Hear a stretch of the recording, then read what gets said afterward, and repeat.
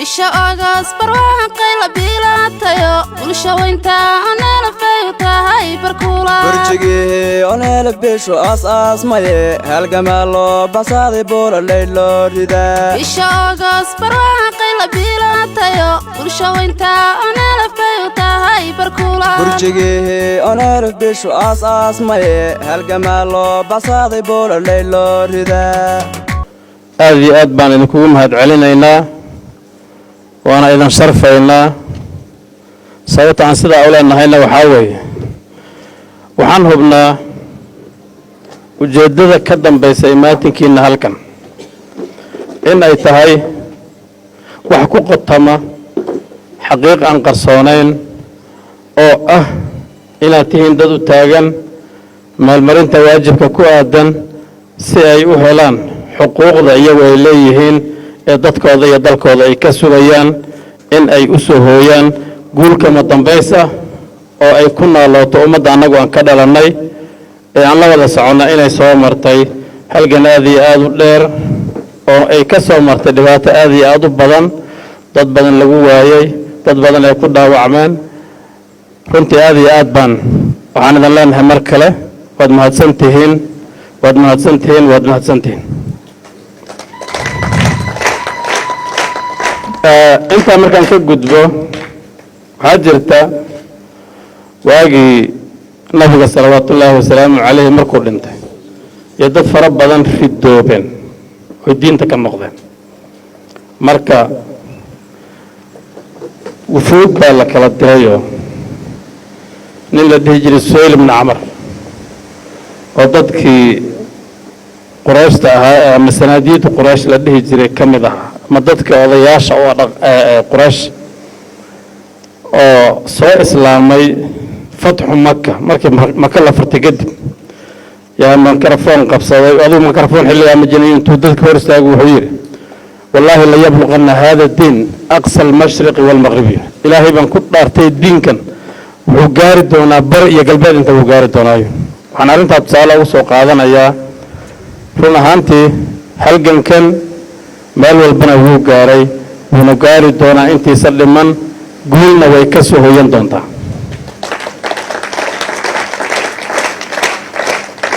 geedi socodka ku aadan guusha iyada ah ayaa dadka hawsha gacanta ku haya iyo dadka ka agdhowba qof la arka kaalinta uu ku yeesho xumaan iyo wanaag unbaa taariikhda geli doonto mustaqbalka fog wax laga weydiin doonaa run ahaantii waxaan wax aad iyo aad nasiib darro u ah adiga oo maanta nool oo awood u leh waqtina u haysta inaad taariikh wanaagsan qorto haddaad taariikh xun qorto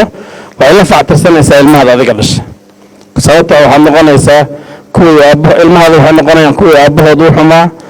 ilmahaada wuxuu noqonayaa kuwii hooyadood xumeyd buu ilmahaada noqonaya kabtankaa ka xidmaya bulshada ay la nool yihiinna waxay ka dhex noqon doonaan dad aanan qiimo iyo macno midna samaynaynin si marka carruurta innaga teenna su-aasha mustaqbalka inooga imaan doonto aan uga badbaadno sharaf xumo inay noo xambaarayaan oo annaga markaan dhimanna kadib aysan shallaayto naga daba keenin aan uga badbaadno qof la arko naga mida waxaa waajib ku ah in uu qadiyadan iyada ah maanta meesha ay marayso uu meel adag ka istaago cudud iyo caqli iyo caraf intaba waxaan xasuustaa haddii aan dib u noqdo dagaalkii burquda ugu horreeyay jabhadda gashay markuu dhacay maalinkii labaad markii dagaalka lagu jiray maalinkii koowaad markii dagaalka lagu jiray maalinkii labaad aan sunnimid baa waxaa la isweydiiyey berri ciidanka dagaalka ka bixi doona maxaan siin doonaa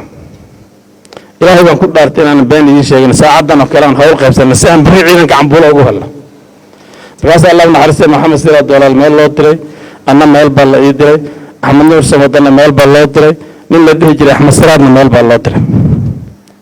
habeenkii dambaa waxaan isu keennay xoogaa cambuula oo suurtagelis inay laba maalmood reerka ciidanka ay cambuulo ka dhigtaan oo karsadaan wixii maanta wixii heerkaa laga soo maray maanta meesha uu maraya waad la socotaan awooddiisa intay gaarsiisan tahayna waad la socotaan dadkiisa tirada ay gaareenna waad la socotaan laakiin maxaa taagan hadda shalay markaan bannaanka joognay waxaan ahayn dad awooddooda iyo kartidooda ay u saamaxayso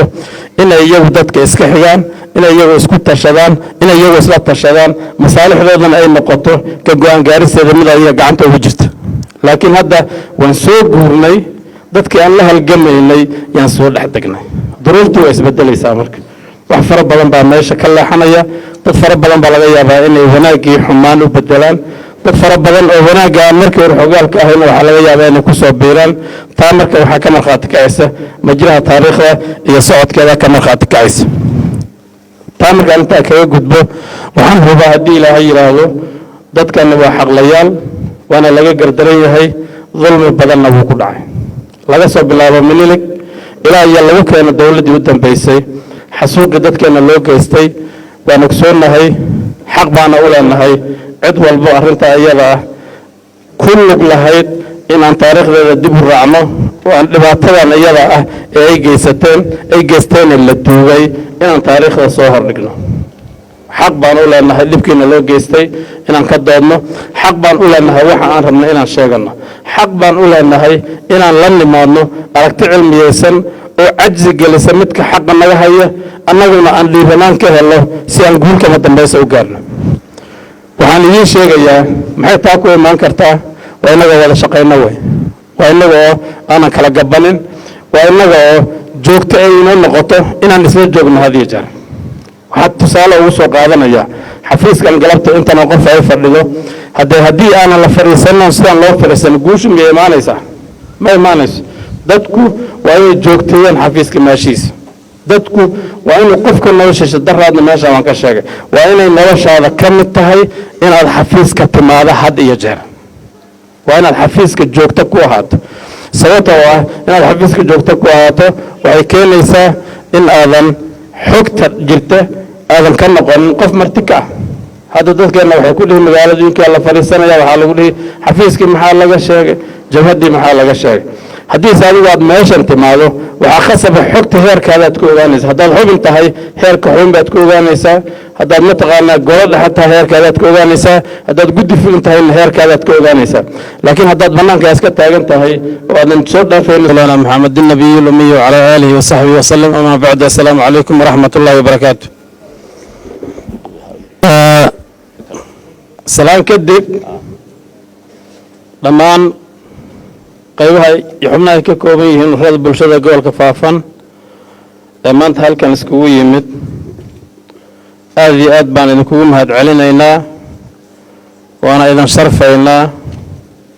sababta aan sidaa u leenahayna waxaa weeye waxaan hubnaa ujeeddada ka dambaysa imaatinkiina halkan in ay tahay wax ku qotama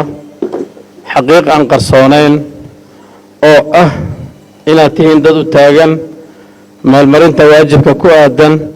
si ay u helaan xuquuqda iyagu ay leeyihiin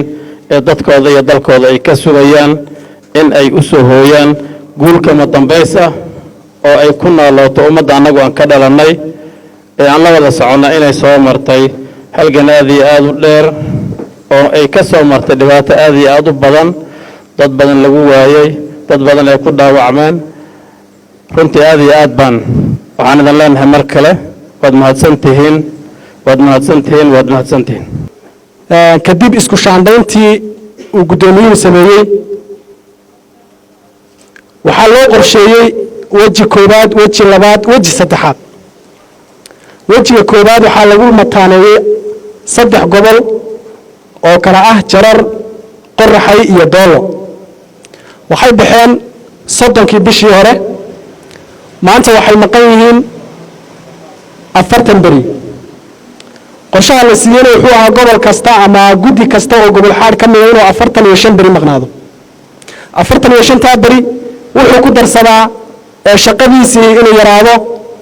hadduu wax ka soo hordhacayana adigu waa lagu qiyaasay gobol kasta goboladeena gobolka u badan waa 10 degmo iyo meelahaas inay marka gobol walba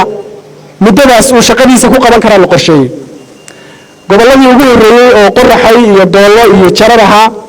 socdaalkii ay isku raaceen halkan ay mareeno dhagax buur bay sii bariyeen habeen qabridaar bay habeenkii kala bariyeen iyo bay bariyeen habeenkii kalena wardheer bay hoydeen halkaas lagu soo hayo qaybsamay oo qoladii Doolo mooyeen oo qoliyay kala dib ugu soo laabteen dhammaan bulshada la kulmayeen waxa u badan ay dadka la wadaagayeen wuxuu ahaa dabayl wasakhaysan oo dadkeena lagu dhex tuuray inay soo idlaatay in dadka lala socodsiiyo jawadu ay mid tahay shaqada diyaar loo yahay goboladan saddexda ah way isku ballaarisay min cirif ilaa cirif waxay iga soo waceen anteenada Soomaaliya qoladii xaggana adeena waxay iga soo waceen iyaguna xuduudda gobolka Qorraxay iyo Shabeelle ay leeyihiin cirguddan markii la dhaafo xawaaltiiri waa laamidan balweyn iyo feerfeeriya aada meesha ay kaga soo noqoto oo Qorraxay iyo Shabeelle ay xad ka leeyihiin oo degmada Higley ka tirsan markii qolo kasta ay degmadeedii gaadhay gawaarida ay soo celiyeen waxa haddana baxay 4 gobol oo kala ah erar nabad Shabeelle iyo Afdheer afarta gobol waxay gaareen min xad ilaa xad doolay bay gaareen baarray bay gaareen dhammaantood si nabadgelyo ay shaqadooda ku wateen wax dhib ah oo fara badan ma soo gaarin laakiin bulshadeenu wax kasta way leedahay oo kuna dhaafa ku yiraahdo iyo ku soo dhawaada ku yiraahdo iyo ku wax ku tirsada iyo waa dad la isku diray intaas laakiin qolo walba waxay ku sheegay warbixinta kugu siinaysaa sidaan ku wadnay laba jibaarkeed wanaag ah dhiirigelin ah kullu warbixinada way soo wadaan laakiin wixii maalinlaha ahaa yay soo gudbiyaan wala socotaan warbaahinteena ama baraha bulshada wax lagu qoro waa bishii ugu shaqada badnayd ma dhicin 7 gobol oo ogaadeenaya in la naga soo diro hal maalin min 3 war salahan hadda gobolka Shabeelle oo kale waa 10 degmo 10ka degmada guddiga ka howlgalaysa oo qolo walba ku qabana jooga ku degmada jooga ku gobolka jooga waa la isbalaariyay qolo kasta marka shaqada ay qabato shirka ay qabato iyo wacyigelinta ay qabato way ku soo diri inaad soo qorto oo aad soo baahisay kugu soo dirayaan wariyaasha la socda ay kugu soo wadaagayaan waxa laga yaabaa marka maalintii inuu 10 15 20 30 war ay warar ku gaaraan baraha bulshada ee hogaanka warfaafinta aan gelinayno marka waa bishii ay warbaahinteenu ugu shaqada badnayd shaqadaasna waxa sababay gobolada shaqada ka socota waxaad u tagaysaa kolkay ku warbixinayaan naftooriyaasha shaqada wadaay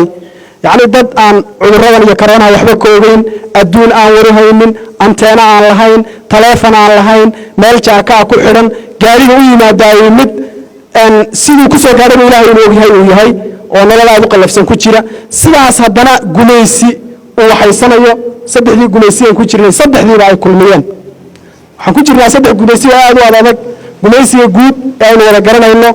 iyo laba isagu dhalay oo midna ay tahay gaajada haddaan gaajada ku xoreyno xor baynu noqonaynaa laakiin inta aynu gaajaysannahay gun baan nahay nin gaajaysan xor ma aha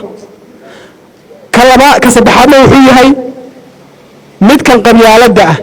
ninku intuu qabyaaladu ku jirto waa nin gumaysigii ugu daraawo laga hayo saddexdaa gumaysiga dadkeena isugu tagay marka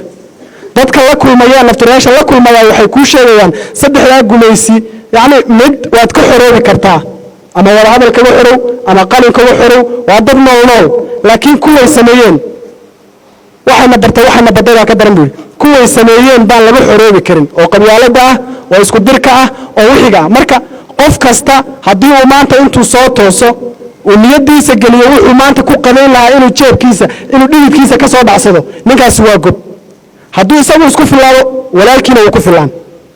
bulshada dhan marka waxay ka kaaftoonaysaa shaxaadka iyo gulnimada iyo ruux dabooradka iyo jaajuuska goormaynu xoroonayna waa markaynu isku filaanay qof walba uu iskii dhigidkiisa inuu wax ku cuno isku dayo 20% baa laga yaabaa inay dawladda u shaqeyso 80% kalena inay iyaga sii shaxaaday rabaan dadkaynu gurbad bay markaynu naga suuyo yaa garanaya inuu shaxaadku ceeb yahay yaa garanaya inuu laaluushku ceeb yahay yaa garanaya dadkan iyo istaajuuskan iyo waxa shilinka lagu raadinayo qabyaaladuna ceebta waa reer jawxa marka hadii ay dhaxda u xidhato inay dadkaas badbaadiso oo saddexdaa gumaysi ka xoreyso oo dadkaynu badbaadayaan waxay marka jawxa kaalinta ku buuxin kartaa isjacayl ciidan aan mushaar la siinaynin ciidan aan kaba loo galaynin ciidan aan dhar loo galaynin iyo dirays yaa amarkii la siiyay qaadan jiray 10 maalmood halka taagna hadii la yiraahdo uu qaadan jiray sababtu maxay ku dhici jirtay isjacayl buu ahaa maynaan isu fiirsan jirin waan isjeclayn xubno way isjeclaayeen qoys iyo qabiil maynaan isu aqoon marka halkan mid baa nin walba wuxuu galay gruubka reerkooda ee WhatsApp markaasuu bartay kan jawxeeha garab jooga kuwa ka xiga oo reerkooda inay jiraan wadaliisha koowaad baan islaahay aynu ogaano jawxo hal qoys bay ahayd halkii qoys inaynu wada nahay waxaa lagu yaqaanay jawxo waxaa la yidhi niman baa shaha loo keenayoo in reerkooda la ogaadaa shayga raba laba reer oo soomaaliya isleynaya marka shah baa loo keenayoo ninkii u horreeyaa loo dhiibay waxaa laga wadaa hadduu ninkaasi shaha isdhaafiyo waa reer hebel waa la ogaan shahiguu isdhaafiyey sidii baa nimankii lagu laayay baa la yidhi marka reer jawxo waxaa lagu garan jiray isjacaylka kolkay arkaan isku soo boodidda iyagoo cadow dhex jooga haddana siday laga yaabo inay salaantooda iyo isdhundhunkashadooda ay fashiliso tii noocii ahayd maanta inay naga guurto iyo inay naga bedelanta ma rabno muhiimna maaha waxaynu dhaqaale abuuri karnaa waxaynu qaaraan bixin karnaa waxaynu kala amar qaadan karnaa waxaynu dadkeenna badbaadin karnaa markaan inaga isjeclaano jannaynu ku gelaynaa oo waddan ilaahay haddaad walaalkaa u jeclaato oyna qoysnimo iyo qabyaalada iyo balaayo iyo jin kale kugu jirin jannaad ku geli waynuna ku guulaysanaynaa dadkeenna badbaadinaynaa dadkeennu marxaladduu ku sugan yahay haddaad si dhaba u ogaataan qof walba fadhiguu ku ooyi lahaa naftoorayaashii dhaawac ahaa qalbiyan bay dhaawac weli u yihiin gabdhihii asayda waday ee laga shahiiday hiil u maqanon innaga ahaynu ma jirto haddaan innagu ama kayna hogaaminaya ama kayna garab taagan ku mashquulno iyagii maxay dareemayaan waa isweydiina su-aashaas maxay dareemayaan yaa u maqan intayna soo badbaaday ee lixi maxaad qabtaa u maqan intayni marka maxoogeenni iyagii iyo bulshadii qalbiyan u dhimatay naftuurahana waa dhaawac laba lugood buu go-an yahay laakiin ninka lixi laxaad qabay aan deegaanka ugu nimid waxaa laga yaabaa inuu laxaadkii ka weynaaya maskaxdaa uu ka dhimaadsan yahay oo haddii la yidhahdo etoobiya ha tagto etoobiya hayna madax bannayso etoobiya uunaba kaa ogolayn qofkaas baa isna inay badbaadisa u baahan mintid iyo midnimo jabadeenna waxyaalaha aasaasku ah ee ay sharaf ku yeelatay ee ummadda soomaaliyeed iyo cadowgu ay ku qadariyeen cadowga kaga cabsaday ummadda soomaaliyeed ay ku qadariyeen dadkii aynu kaga duwannahay waxaa weeye waa iskutashiga iskutashigu qofku wuxuu dhexalsiiyaa inuu ka maarmo dadka kale haddaad qofka kale ka maaranto adaa isxukuma marka haddaad bari aadi iyo haddaad galbeed aadi haddaad hoos u dhigi shaqadaada iyo haddaad kor u qaaday adaa isxukuma marka ereygaa iskutashiga baan kaga duwannahay jabadaheennii kaleeto isagaana sababay markaas 30 sano inaan dagaalanno inagoon cidna aan waxayna siinaynin oo weliba sharaf iyo dana aan ku leenahay mujtamaca intii shahiiday ilaahay jannada ha geeyo ujeedadeena waxaa weeye waa laba un kow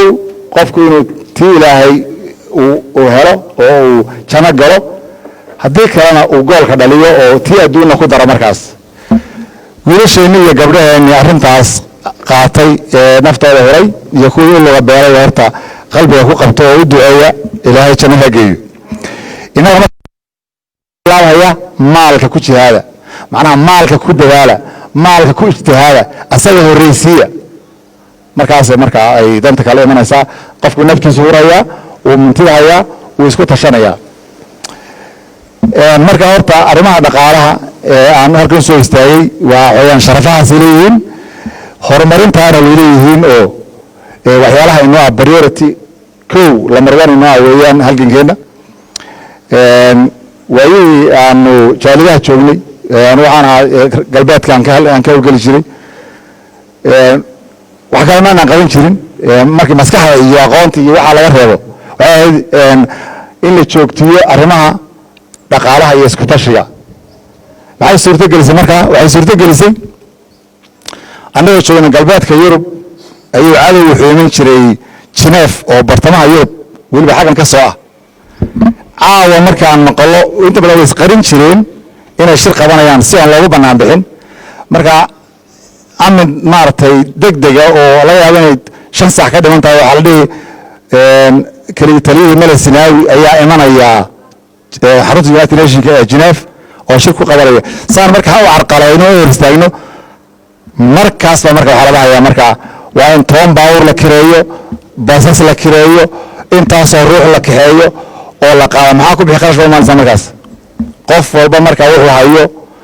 iyo wuxuu amaaday iyo wuxuu galay oo alaabtiisa dharkiisa xaraashay waa la galaya marka aroortu waagi markuu bariyo waxaan taaganahay Geneva xaa oo dhan la sii guuraya arrintaas waxay dhalisay markaa waxay dhalisay meel isbaawo saa u fadhiya kolkii saa warqadiisii loo soo hordhigay wuxuu akhri lahaa bay gabadhii soo kacday reer waaweynya oo xal oo dhan soo socotay markaasa warqad dadkii laaya hor dhigtay markaa saasoo hor dhigtay fadhigu ka kacay markaa fadhigu ka kacay wuxuu yidhi dadkan maxay yihiin meesha fadhiya halagu jawaab dee waa waxaa sheegaysa wixii waxa beeninaya weeyaan ka hadaldee shirkigu ka baxay markaa isha ogaas barwaaqay la bilaatayo bulsho weynta onelafay u tahay barkuula burjigii oneelaf beeshu aas maye halgamaa loo baxsaaday boololey loo ridaa isha ogaas barwaaqay la bilaatayo bulsho weynta onelafay u tahay barkuula burjigii oneelaf beeshu